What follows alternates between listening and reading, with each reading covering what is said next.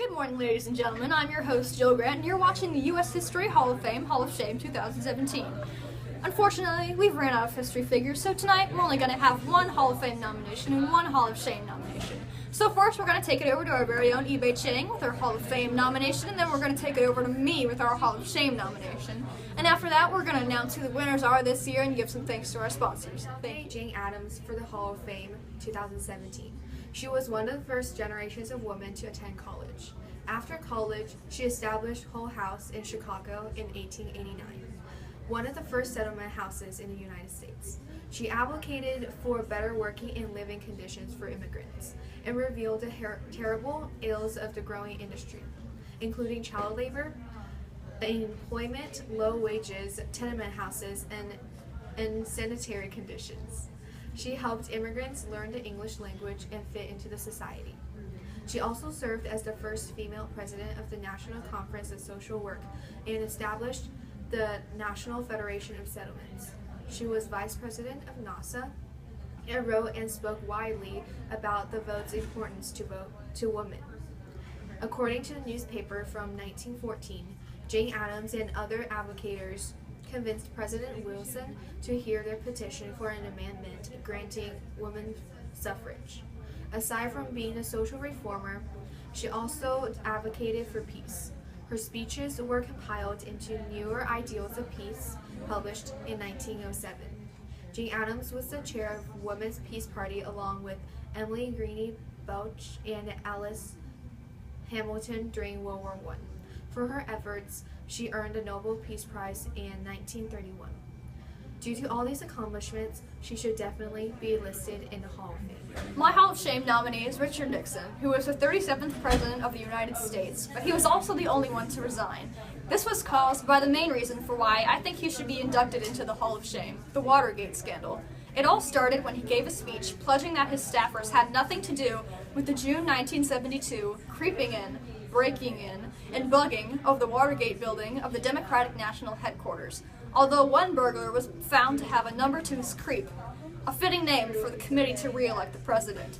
Despite his promises, it was later revealed that he gave the burglars large amounts of money to get them to keep quiet, and many of his aides urged them to plead guilty to avoid information leaking about possible presidential involvement. His lies definitely make him worthy of the Hall of Shame.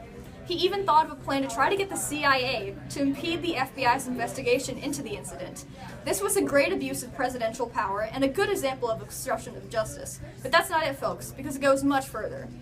A few of his aides later revealed that Nixon recorded all conversations in the Oval Office, and once prosecutors asked for them, Nixon refused over and over again to hand over the tapes, even though Senate Resolution 194 allowed a committee to subpoena the tapes. If you think that sounds shady, you're correct. The special prosecutor investigating Nixon, Archibald Cox, was fired after his valiant efforts to attempt to convince the president to hand over the tapes. Yikes. This caused many other Justice Department officials to resign in protest, called the Saturday Night Protest of October 1973. Can you say obstruction of justice? He only finally released the tapes once the Supreme Court ordered him to in July 1974. And he resigned 3 days later, showing his cowardice. In one taped conversation with his chief of staff, Haldeman talked about how Nixon was manipulating FBI Director Gray to give him information about the investigation and try to cover it up as much as possible. Nixon's lies to the American people, repeated abuse of power and obstruction of justice, firing a special prosecutor, Archibald Cox, attempts to have his aides take the blame for him, and resignation from the presidency all show he is possibly the most qualified candidate for the Hall of Shame. Thank you. I'm sure we've kept you in suspense thinking, let me see. So without further ado, the winner of the 2017 Hall of Fame is Jane Addams. And the winner of the 2017 Hall of Shame is Richard Nixon.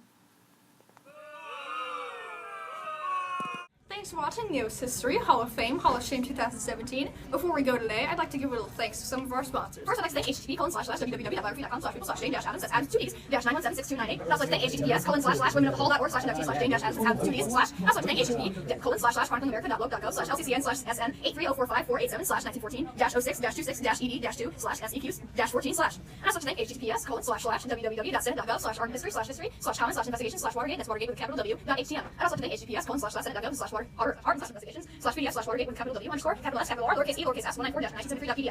https://www.washingtonpost.com/news/wiki-h. I'd like to thank http://www.history.com/topics/watergate. Thank you.